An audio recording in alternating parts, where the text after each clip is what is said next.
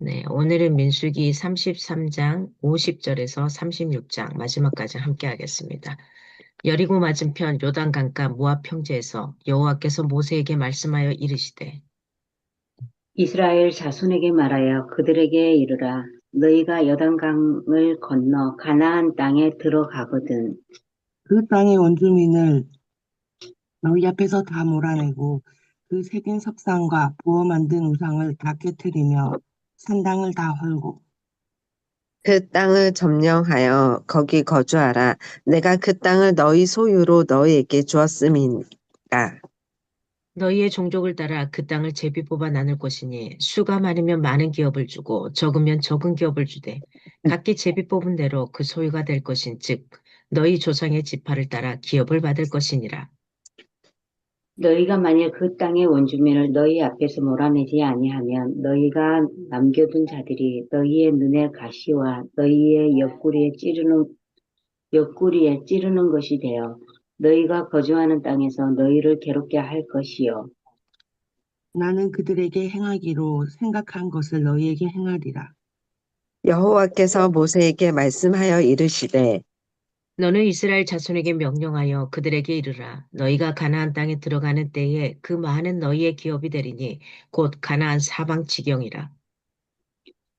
너희 남쪽은 에돔 곁에 접근한 상, 광야니 너희의 남쪽 경계는 동쪽으로 염해 끝에서 시작하여 돌아서 아그라빔 언덕 남쪽에 이르고 신을 지나 가데스바네아 남쪽에 이르고 또 하살아다를 지나 아스몬에 이르고 아스몬에서 돌아서 애굽 시내를 지나 바다까지 이르느니라. 서쪽 경계는 대해가 경계가 되나니 이는 너희의 서쪽 경계니라. 북쪽 경계는 이러하니 대에서부터 호르산까지 그어라. 호르산에서 그어 하맛 어기에 이르러 스다에 이르고 그 경계가 또 시브론을 지나 하사레난에 이르라니 이는 너희의 북쪽 경계니라. 너희의 동쪽 경계는 하살 에난에서 그어 스밤에 이르고 그 경계가 또 스밤에서 라블라로 내려가서 아인 동쪽에 이르고 또 내려가서 긴네럿 동쪽 해변에 이르고 그 경계가 또 요단으로 내려가서 여매에 이르나니 너희 땅의 사방 경계가 이러하니라. 모세가 이스라엘 자손에게 명령하여 이르되 이는 너희가 제비 뽑아 받을 땅이니라. 여호와께서 이것을 아홉 지파 반쪽에게 주라고 명령하셨나니 이는 루벤 자손의 지파와 갓 자손의 지파가 함께 그들의 조상의 가문에 따라 그들의 기업을 받을 것이며 므낫세의 반쪽도 기업을 받았음이니라. 이 두 지파와 그 반 지파는 여리고 맞은편 요단 건너편 곧 해돋는 쪽에서 그들의 기업을 받으리라. 여호와께서 또 모세에게 말씀하여 이르시되 너희에게 땅을 기업으로 나눌 자의 이름은 이러하니 제사장 엘르아살과 눈의 아들 여호수아니라.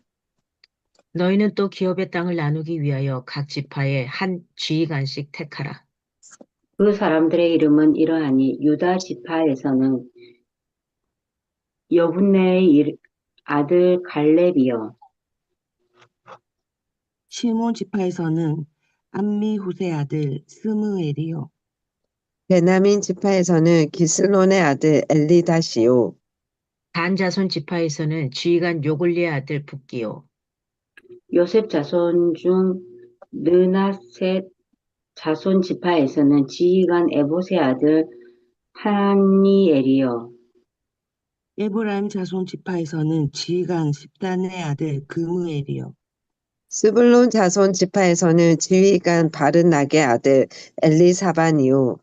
이사갈 자손의 지파에서는 지휘관 아산의 아들 발디엘이요. 잠깐만요. 제가 지금 몇 절이죠? 27 27절입니다. 27절, 예. 아셀 자손 지파에서는 지휘관 슬로이의 아들 아히훗이요. 납달리 자손 지파에서는 지휘관 암미옷의 아들 브다헬이니라 하셨느니라. 이들이 여호와께서 명령하사 가나안 땅에서 이스라엘 자손에게 기업을 받게 하신 자들이니라. 여호와께서 여리고 맞은편 요단 강가 모압 평지에서 모세에게 말씀하여 이르시되 이스라엘 자손에게 명령하여 그들이 받은 기업에서 레인에게 거주할 성읍들을 주게 하고 너희는 또 그 성읍을 두르고 있는 초장을 레인에게 주어서 성읍은 그들의 거처가 되게 하고 초장은 그들의 재산인 가축과 짐승들을 둘 곳이 되게 할 것이라. 너희가 레위인에게 줄 성읍들의 들은 성벽에서부터 밖으로 사방 1000규빗이라. 성을 중앙에 두고 성 밖 동쪽으로 2000규빗, 남쪽으로 2000규빗, 서쪽으로 2000규빗, 북쪽으로 2000규빗을 측량할지니 이는 그들의 성읍의 들이며 너희가 레인에게 줄 성읍은 살인자들이 피하게 할 도피성으로 6성읍이요 그 외에 42성읍이라. 너희가 레위인에게 모두 48성읍을 주고 그 초장도 함께 주되 너희가 이스라엘 자손의 소유에서 레위인에게 너희가 성읍을 줄 때에 많이 받은 자에게서는 많이 떼어서 주고 적게 받은 자에게서는 적게 떼어 줄 것이라. 각기 받은 기업을 따라서 그 성읍들을 레위인에게 줄지니라. 여호와께서 또 모세에게 말씀하여 이르시되 이스라엘 자손에게 말하여 그들에게 이르라. 너희가 요단강을 건너 가나안 땅에 들어가거든 너희를 위하여 성읍을 도피성으로 정하여 부지 중에 살인한 자가 그리로 피하게 하라. 이는 너희가 복수할 자에게서 도피하는 성을 삼아 살인자가 회중 앞에 서서 판결을 받기까지 죽지 않게 하기 위함이니라. 너희가 줄 성읍 중에 6을 도피성이 되게 하되 세 성읍은 요단 이쪽에 두고 세 성읍은 가나안 땅에 두어 도피성이 되게 하라. 이 6성읍은 이스라엘 자손과 타국인과 이스라엘 중에 거류하는 자의 도피성이 되리니 부지 중에 살인한 모든 자가 그리로 도피할 수 있으리라. 만일 철 연장으로 사람을 쳐 죽이면 그는 살인자니 그 살인자를 반드시 죽일 것이요. 만일 사람을 죽일 만한 돌을 손에 들고 사람을 쳐 죽이면 이는 살인한 자니 그 살인자는 반드시 죽일 것이요. 만일 사람을 죽일 만한 나무 연장을 손에 들고 사람을 쳐 죽이면 그는 살인한 자니 그 살인자는 반드시 죽일 것이니라. 피를 보복하는 자는 그 살인한 자를 자신이 죽일 것이니 그를 만나면 죽일 것이요. 만일 미워하는 까닭에 밀쳐 죽이거나 기회를 엿보아 무엇을 던져 죽이거나 무기를 가지고 손으로 쳐 죽이면 그 친자는 반드시 죽일 것이니 이는 살인하였습니다. 피를 보복하는 자는 살인자를 만나면 죽일 것이니라. 악의가 없이 우연히 사람을 밀치거나 기회를 엿봄이 없이 무엇을 던지거나 보지 못하고 사람을 죽일 만한 돌을 던져서 죽였을 때에 이는 악의도 없고 헤아려 한 것도 아닌즉 회중이 친 자와 피를 보복하는 자 간에 이 규례대로 판결하여 피를 보복하는 자의 손에서 살인자를 건져내어 그가 피하였던 도피성으로 돌려보낼 것이요. 그는 거룩한 기름 부음을 받은 대제사장이 죽기까지 거기 거주할 것이니라. 그러나 살인자가 어느 때든지 그 피하였던 도피성 지경 밖에 나가면 피를 보복하는 자가 도피성 지경 밖에서 그 살인자를 만나 죽을지라도 피 흘린 죄가 없나니 이는 살인자가 대제사장이 죽기까지 그 도피성에 머물러야 할 것임이라. 대제사장이 죽은 후에는 그 살인자가 자기 소유의 땅으로 돌아갈 수 있느니라. 이는 너희의 대대로 거주하는 곳에서 판결하는 규례라. 사람을 죽인 모든 자, 곧 살인한 자는 증인들의 말을 따라서 죽을 것이나 한 증인의 증거만 따라서 죽이지 말 것이요. 고의로 살인죄를 범한 살인자는 생명의 속전을 받지 말고 반드시 죽일 것이며 또 도피성이 피한 자는 대제사장이 죽기 전에는 속전을 받고 그의 땅으로 돌아가 거주하게 하지 말 것이니라. 너희는 너희가 거주하는 땅을 더럽히지 말라. 피는 땅을 더럽히나니 피 흘림을 받은 땅은 그 피를 흘리게 한 자의 피가 아니면 속함을 받을 수 없느니라. 너희는 너희가 거주하는 땅, 곧 내가 거주하는 땅을 더럽히지 말라. 나 여호와는 이스라엘 자손 중에 있음이니라. 요셉 자손의 종족 중 므낫세의 손자 마길의 아들 길르앗 자손 종족들의 수령들이 나와 모세와 이스라엘 자손의 수령된 지휘관들 앞에 말하여 이르되 여호와께서 우리 주에게 명령하사 이스라엘 자손에게 제비 뽑아 그 기업의 땅을 주게 하셨고 여호와께서 또 우리 주에게 명령하사 우리 형제 슬로브앗의 기업을 그의 딸들에게 주게 하셨은즉 그들이 만일 이스라엘 자손의 다른 지파들의 남자들의 아내가 되면 그들의 기업은 우리 조상의 기업에서 떨어져 나가고 그들이 속할 그 지파의 기업에 첨가되리니 그러면 우리가 제비 뽑은 기업에서 떨어져 나갈 것이요. 이스라엘 자손의 희년을 당하여 그 기업이 그가 속한 지파에 첨가될 것이라. 그런즉 그들의 기업은 우리 조상 지파의 기업에서 아주 삭감되리이다. 모세가 여호와의 말씀으로 이스라엘 자손에게 명령하여 이르되 요셉 자손 지파의 말이 옳도다. 슬로브앗의 딸들에게 대한 여호와의 명령이 이러하니라. 이르시되 슬로브앗의 딸들은 마음대로 시집가려니와 오직 그 조상 지파의 종족에게로만 시집갈지니 그리하면 이스라엘 자손의 기업이 이 지파에서 저 지파로 옮기지 않고 이스라엘 자손이 다 각기 조상 지파의 기업을 지킬 것이니라 하셨나니 이스라엘 자손의 지파 중 그 기업을 이은 딸들은 모두 자기 조상 지파의 종족 되는 사람의 아내가 될 것이라. 그리하면 이스라엘 자손이 각기 조상의 기업을 보전하게 되어 그 기업이 이 지파에서 저 지파로 옮기게 하지 아니하고 이스라엘 자손 지파가 각각 자기 기업을 지키리라. 슬로브앗의 딸들이 여호와께서 모세에게 명령하신 대로 행하니라. 슬로브앗의 딸 말라와 딜사와 호글라와 밀가와 노아가 다 그들의 숙부의 아들들의 아내가 되니라.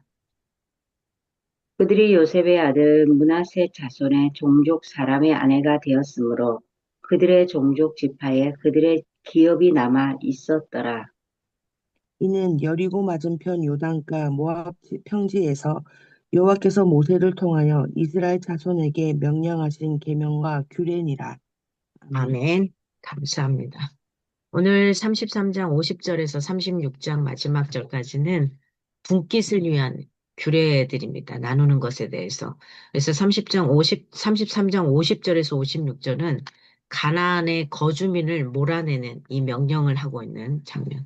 하나님께서는 이스라엘 백성들이 가나안 원주민을 몰아내고 그들이 섬긴 우상을 다 깨뜨리고 이스라엘 백성들에게 주시기로 약속한 그 땅을 점령하며 거주하라고 명령을 하십니다.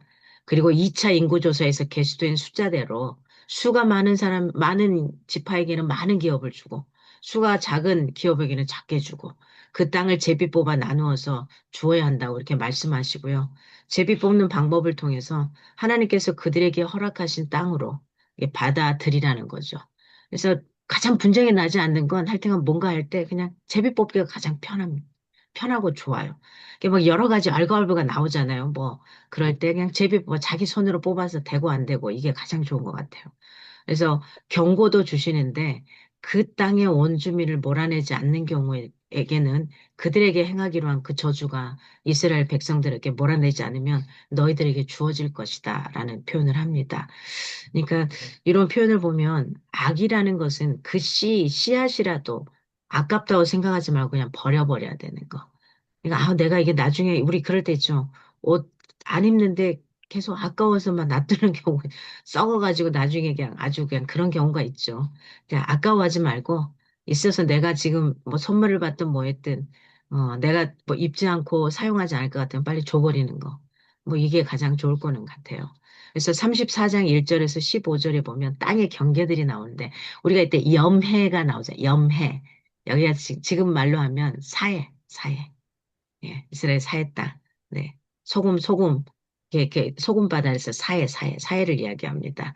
그래서 지금의 그 이스라엘이 차지할 가나안 땅의 그 남쪽 경계들, 뭐 이걸 어디 이렇게 쭉 해서 이스라엘 그 지명을 생각하시면 됩니다.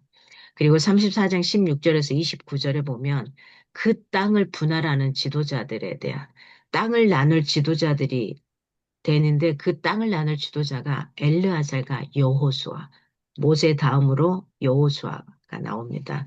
그래서 그리고 각 지파의 지휘관 한 사람씩 택하게 됩니다. 이렇게 해서 쭉 나누게 되고요. 30 그래서 35장 1절에서 5절에 보면 레위인들의 성읍들이 주어져요. 레위인들에게는 다른 지파들은 다 기업을 줬어요. 다 줬지만 레인들은 그걸 나눠주지 않았잖아요. 그래서 레인들에게는 받을 기업이 없는 대신에 살아갈 수 있는 성읍들이 주어졌죠. 누구에게나 다 동일하게. 음, 그러니까 이 48개의 성읍이 레인들에게 할당되고 그 성읍에 따른 들의 크기도 사방으로 1000규빗으로 규정하는데 규빗은 우리 그 길이 단위입니다. 한 45cm 정도, 이 정도 되는 거 한 규빗이 이 정도 되는 길이입니다. 그리고 35장 6절에서 34절에 보면 항상 이게 나와요. 우리가 그 전에 봤습니다. 도피성. 왜냐하면 레인들에게 할당된 48개의 성읍 중에서 6개는 도피성이에요. 제법 큰 거잖아요. 그렇죠? 제법 많은 건데 이 도피성은 이런 거죠. 내가 죽이고 싶은 의도가 없었는데 어떻게 하다 보니 그냥 죽음으로 몰아내는 경우가 있잖아요. 그래서 이런 부지 중에 살인자가 됐을 때 부지 중에 살인자가 되면 상대방에 있는 어떤 뭐 가족이나 누군가가 복수를 할 거 아니에요. 그럴 때에 이 사람이 실제로 죽이려고 한 게 아니었을 때는 피할 곳을 주시는 거. 그래서 그게 도피성이 됩니다. 그래서 부지 중에 살인한 자가 회중 앞에 서서 판결을 받기까지 이 사람이 진짜로 어, 이렇게 제대로 했는지 아니면 정당방위였는지 아니면 뭐였는지 이것이 나오기 전에 죽음을 당할 수도 있으니까 그러기까지는 보호를 받게 하는 이게 바로 도피성입니다. 그래서 이게 요단 동편 서편에 각각 3개씩. 왜냐하면 한쪽에만 놔두면 또 위험하잖아요. 그 도망가다가 끝날 수도 있어요. 도피하다가. 그러기 때문에 이 도피성을 정해 놓습니다. 악의가 없이 우연히 사람을 죽인 자는 피를 보복하는 자로부터 살려내고 도피성으로 가게 합니다. 그래서 이 도피성에 대제사장이 있는데 거기 그 도피성에서 대제사장이 죽기까지는 거기서 살아야 돼. 근데 거기서 대제사장이 나이가 들어서 죽을 수도 있잖아요. 그러면 죽은 후에는 자기가 소유한 땅으로 돌아갈 수 있다는 거. 그만큼 그 울타리 안에서 나가지도 못하고 세상 구경 못하고 그 안에서만 살고 있으니까 이제 대제사장이 죽으면은 사면이 될 수 있는 거겠죠. 그만큼 오랜 시간을 가지고 있는 겁니다. 그래서 이것을 행하는 이유는 뭐냐? 이스라엘 백성들이 거주하는 땅이 더럽히지 않게 하기 위해서요. 항상 거룩함, 정결, 성결, 깨끗함을 많이 요청을 하십니다. 그래서 이 사람들이 어떻게 하든 부지불식 간에 자기도 모르게 어떤 일을 했을 때 도피할 수 있는 도피성을 주시는 게 또 아무리 극악한 살인자여도 또 그가 마땅히 받아야 될 그 벌을 받지 않아도 될 사람이라면 그냥 도피할 수 있는 장소를 주시는 거예요. 여러분도 그 만약에 스트레스를 받고 힘들 때에 도피할 수 있는 그 무엇인가가 있으면 참 좋습니다. 그러니까 막 어디로 막 숨어야지 이게 아니라 내가 이것을 스트레스 해소를 하기 위해서 어디로 무엇을 해야 되나. 저 같은 경우는 땀을 흘리면서 운동하는 걸 되게 좋아합니다. 그러면 싹 끝나거든요. 그러니까 요런 그 무엇인가. 그렇지 않으면 또 어디 누군가는 막 스트레스를 받으면 그냥 산에 가서 등산을 한다든지 이런 것들이 여러분에게도 좀 있으면 좋습니다. 내 영혼의 도피처, 그게 무엇일까, 어떤 것일까, 이렇게 생각하시면 좋을 것 같고요. 그래서 오늘 36장 1절에서 13절은 분깃의 보존입니다. 27장에서 슬로보아스의 딸들의 질문이 있었잖아요. 아들이 없고 딸만 있는 경우에 기업은 어떻게 합니까? 그랬더니 딸들한테 주어라. 이런 판결을 내려줬거든요. 그래서 여기서 므낫세 지파의 길르앗 자손 종족들이 슬로보아스의 딸들을 위해서 모세와 이스라엘 자손의 수령들에게 문의를 하죠. 어, 그래서 이 기업, 슬로보아스의 딸들이 아버지의 기업을 받게 되었는데 그들이 다른 지파, 그러니까 자기 지파로 갔을 때는 상관이 없는데 다른 지파의 남자가 아내가 되면 그 기업은 어떻게 하는 게 맞습니까? 이렇게 하는 거죠. 그래서 그들에게 속한 기업이 남편 지파에게 귀속된다면 문화재 지파의 기업이 사라지게 되는 것이 아닌가. 이게 이제 궁금하죠. 이걸 질문합니다. 이때 하나님께서 모세를 통해서 주신 규례는 뭐냐면 슬로보아스의 딸들은 그들이 속한 지파 내에서만 결혼할 수 있다. 그러니까 그런 걱정을 하지 말아라. 이렇게 표현한 거죠. 네. 그래서 민수기 36장은 앞서 27장에서 슬로바스의 딸들의 이야기와 앞뒤 구조가 딱 맞는 수미상관의 구조입니다. 수미상관의 구조. 그 출애굽기 2세대를 위한 하나님의 준비를 완성하는 부분이죠. 그래서 이 민수기가 특별한 구조를 가지고 있다죠. 대칭 구조. 수미상관의 이 대칭 구조를 갖고 있습니다.